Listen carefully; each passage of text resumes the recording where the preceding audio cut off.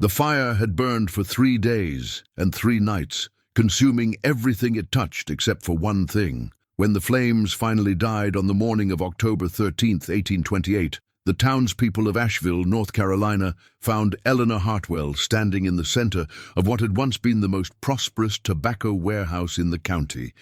Her black mourning dress was pristine, not even singed at the edges, while around her lay the charred remains of 6 men who had learned too late that some widows carry more than grief in their hearts. Eleanor had been married to Thomas Hartwell for exactly 11 months when he died. The official cause was consumption, a wasting disease that had allegedly hollowed him out from the inside over the course of 6 weeks. But Eleanor knew better. She knew about the arsenic her husband had been feeding her in small doses since their wedding night, mixed into her morning tea with the patience of a man who understood that the best murders looked like natural causes. Thomas had been 47 when he'd taken his 23-year-old bride, a widower of considerable means, who'd already buried 2 wives under circumstances that raised whispers but never official questions. His tobacco fortune had made him one of the wealthiest men in western North Carolina.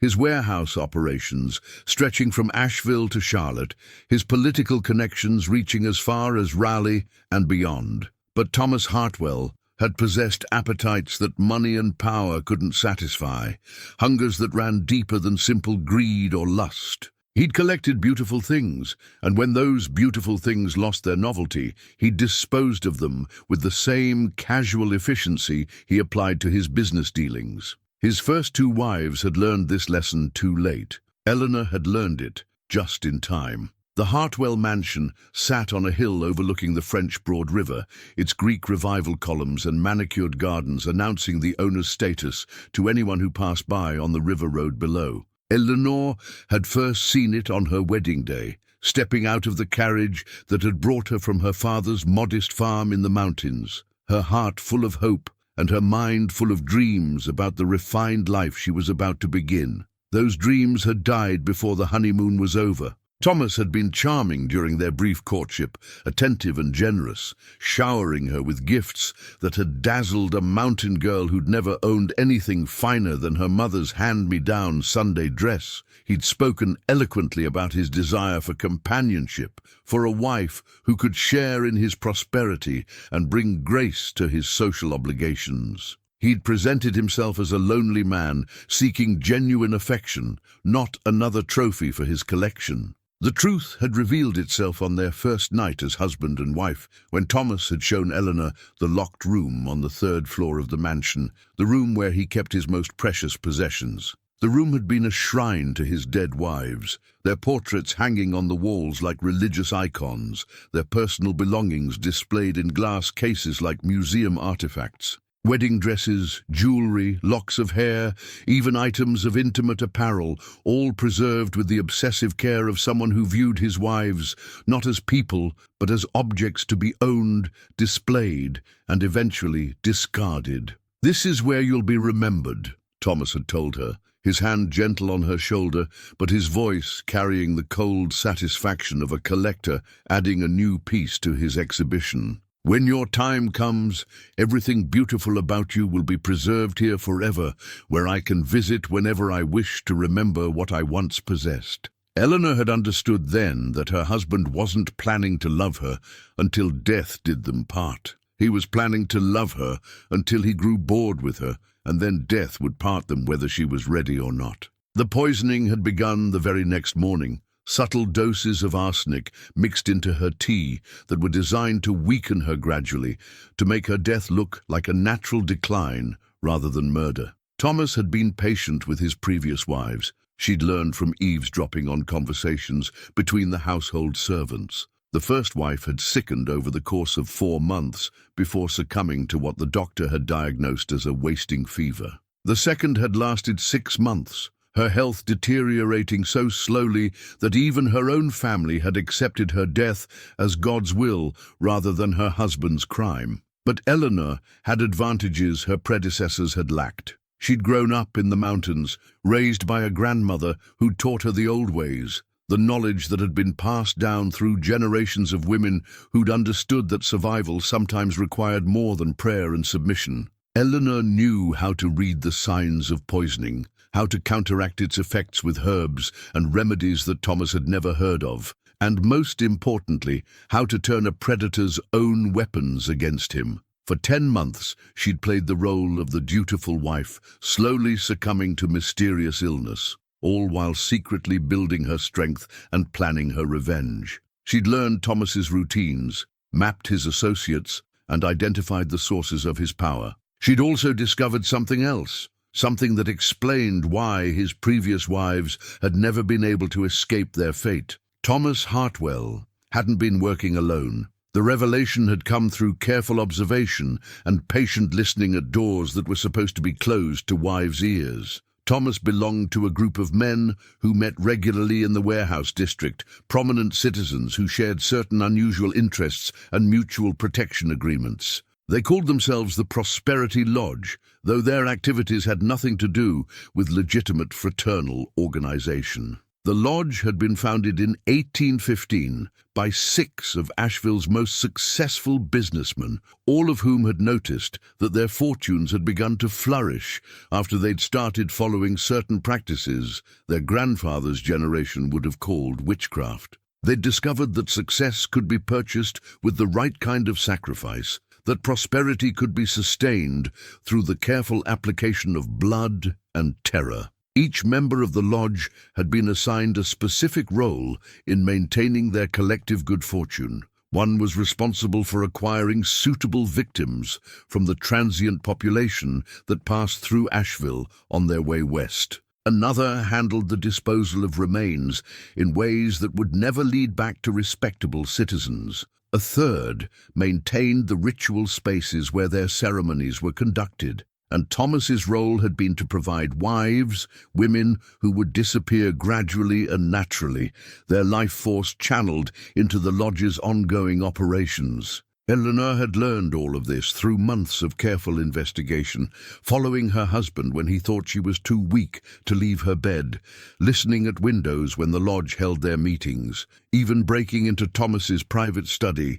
to read correspondence that revealed the true scope of their activities. The lodge had been responsible for more than 30 deaths over the course of 13 years, all of them carefully arranged to look like accidents, suicides, or natural causes. Travelers who'd stopped in Asheville and never reached their destinations, servants who'd seen too much and needed to be silenced, business rivals who'd posed threats to the members' continued prosperity, and wives, always wives, because the lodge had discovered that the slow murder of an innocent spouse provided a particularly potent form of spiritual energy. Eleanor had realized that exposing the lodge through conventional means would be impossible. Its members included the county sheriff, the district attorney, 2 judges, and the mayor of Asheville. They owned the newspapers that might have investigated their crimes, controlled the banks that might have been used to trace their financial activities,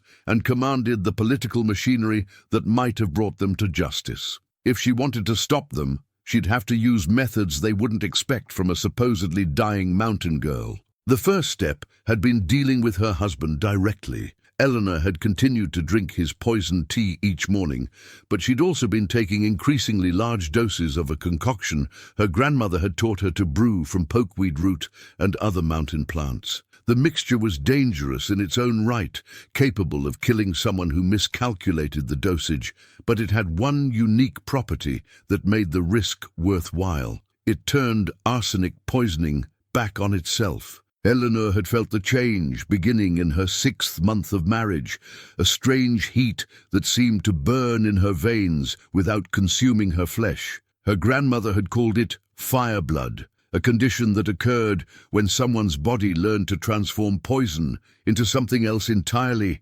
something that could burn without destroying the vessel that contained it. By her 9th month of marriage, Eleanor could touch red-hot metal without injury, hold her hand in a candle flame without pain, and walk barefoot across coals that would have crippled anyone else. The arsenic that was supposed to be killing her had instead become fuel for something far more dangerous than Thomas had ever imagined.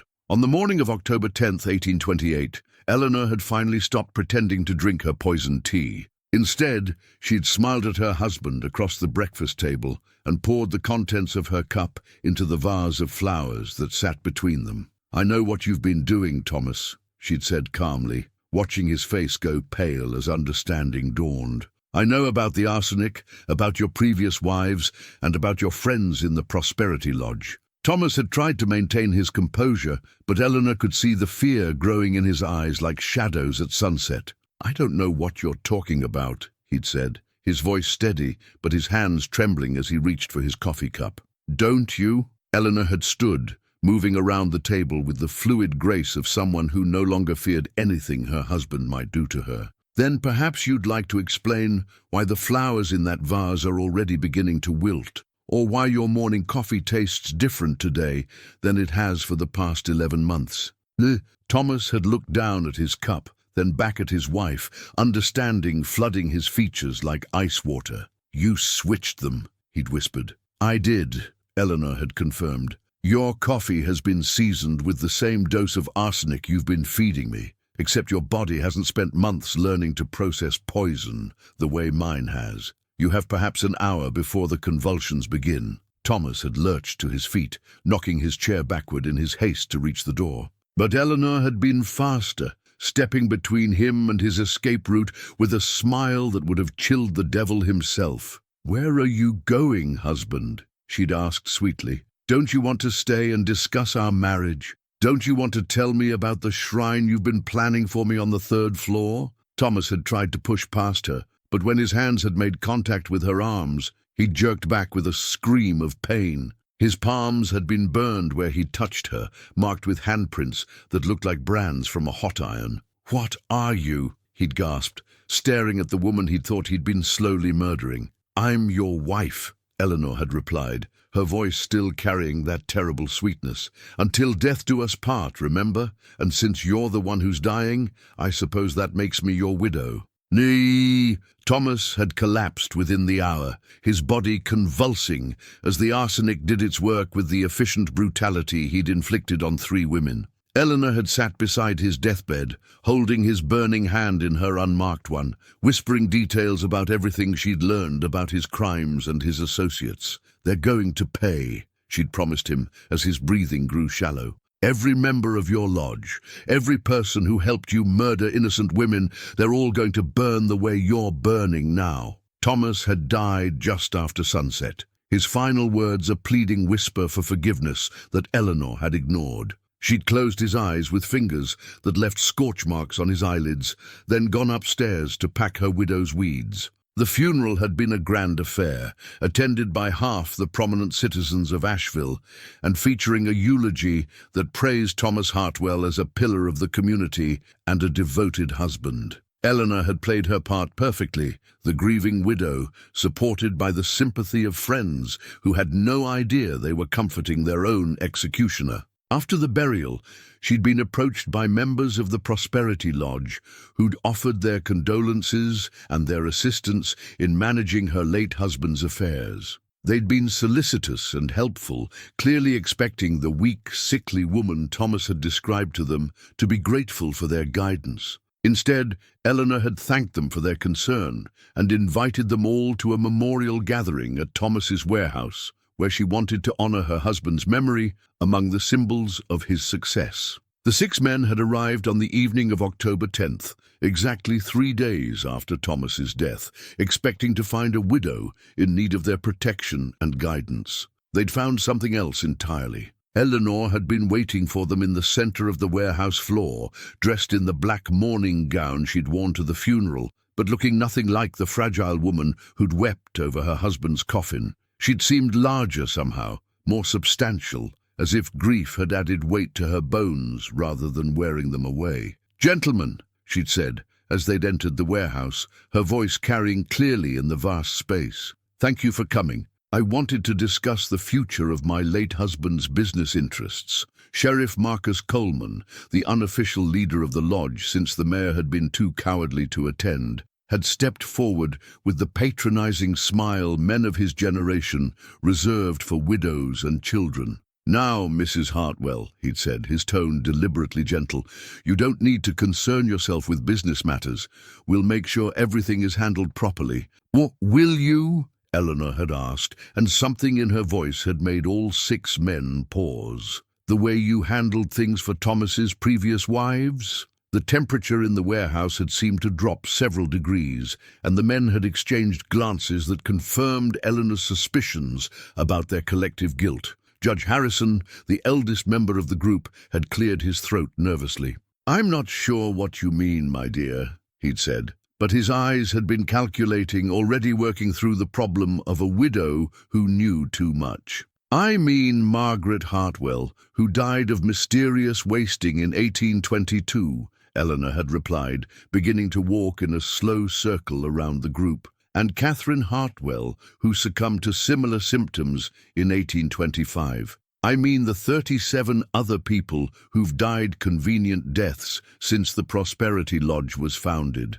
I mean the ritual chamber beneath this very warehouse, where you've been practicing the kind of blood magic that would have gotten you burned as witches if this were still the old days." The men had begun to spread out then, surrounding Eleanor with the practiced coordination of predators who'd worked together before. Sheriff Coleman had rested his hand on the butt of his pistol, while Dr.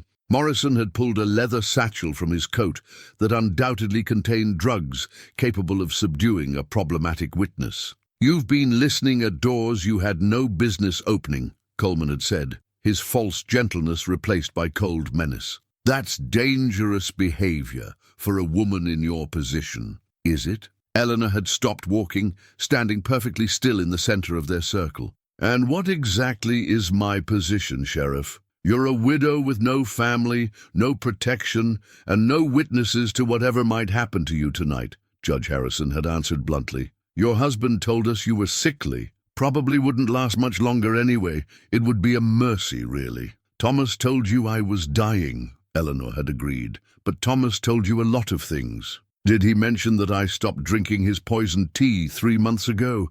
Did he explain why his morning coffee tasted different on the day he died?" The men had frozen at her words, understanding dawning on their faces like sunrise over a battlefield. Dr. Morrison had been the first to speak, his medical training allowing him to grasp the implications faster than the others. "You killed him," he'd whispered. "I defended myself," Eleanor had corrected. "From a man who was trying to murder me the same way he'd murdered 2 women before me. With your help, I might add." "You have no proof," District Attorney Phillips had said, but his voice had lacked conviction. "Don't I?" Eleanor had smiled, and for the first time the men had noticed the strange quality of the light in the warehouse, the way shadows seemed to bend away from her as if afraid to come too close. "I have Thomas's correspondence with all of you. I have the ledgers that document your payments to him for services rendered. I have the ritual implements from the chamber beneath our feet. And most importantly, I have the testimony of the dead." "The dead don't testify," Sheriff Coleman had scoffed, but his hand had tightened on his pistol. "They do if you know how to listen," Eleanor had replied. "And I've learned many things since my marriage began, gentlemen. Things my grandmother's grandmother would have called gifts, though I suspect you'd call them something else entirely." She'd raised her hands then, and the men had seen the strange glow that seemed to emanate from her skin, the way the air around her had begun to shimmer with heat. "For instance, I've learned that justice delayed is not justice denied. It's justice concentrated, distilled, refined until it burns hot enough to cleanse any stain." The warehouse had begun to grow warm then, uncomfortably warm, and the men had started to back away from Eleanor, despite their numerical advantage. But the doors had been locked from the outside, the windows too high to reach, and the only way out had been through a woman who'd grown more terrifying with each passing second. "What do you want?" Judge Harrison had asked, his dignity cracking under the weight of genuine fear. "I want you to confess," Eleanor had said simply. "I want you to admit what you've done, acknowledge the lives you've taken, and accept the punishment you've avoided for 13 years. "And if we refuse?" Dr. Morrison had asked, though his voice had suggested he already knew the answer. "Then you burn," Eleanor had replied. "All of you," here and now, in flames that will leave nothing but ash and the truth. Sheriff Coleman had drawn his pistol then, pointing it directly at Eleanor's heart. "I don't know what kind of trick this is," he'd snarled, "but it ends now." He'd pulled the trigger, the gunshot echoing through the warehouse like thunder. But when the smoke had cleared, Eleanor had still been standing exactly where she'd been, the bullet having passed through her without leaving so much as a hole in her dress. "Iron can't harm what iron helped create," she'd said, stepping closer to the sheriff despite his weapon. "My body learned to transform poison into power, gentlemen. Your bullets are just another form of poison." The heat in the warehouse had begun to intensify then, rising from Eleanor like invisible fire, and the men had felt their clothes beginning to smolder. Judge Harrison had tried to remove his coat, only to find that the fabric had already begun to fuse with his skin. Dr. Morrison had opened his mouth to scream and found that the air itself had become too hot to breathe. "Confess," Eleanor had commanded, her voice now carrying harmonics that resonated in the bones of everyone present. "Confess your crimes, and perhaps your deaths will be quick." One by one, as the supernatural fire had consumed them from within, the men had broken down and admitted their guilt. They'd named their victims, described their methods, and begged for mercy they'd never shown to the innocent people they'd murdered. Sheriff Coleman had confessed to strangling 3 transients whose disappearances had never been investigated. Judge Harrison had admitted to poisoning a business rival and making it look like a heart attack. Dr. Morrison had revealed how he'd used his medical knowledge to kill patients who'd become inconvenient to lodge operations. But Eleanor had shown them exactly as much mercy as they'd shown Thomas's previous wives. As each man had confessed, the fire had taken him, burning him from the inside out while leaving his surroundings untouched. The wooden floor beneath their feet had remained uncharred. The tobacco bales stacked around the warehouse had stayed perfectly dry. Even their clothes had survived unburned. Only their flesh had fed the flames. When it was over, Eleanor had stood alone in the warehouse, surrounded by 6 piles of ash that had once been Asheville's most prominent citizens. The fire that had consumed them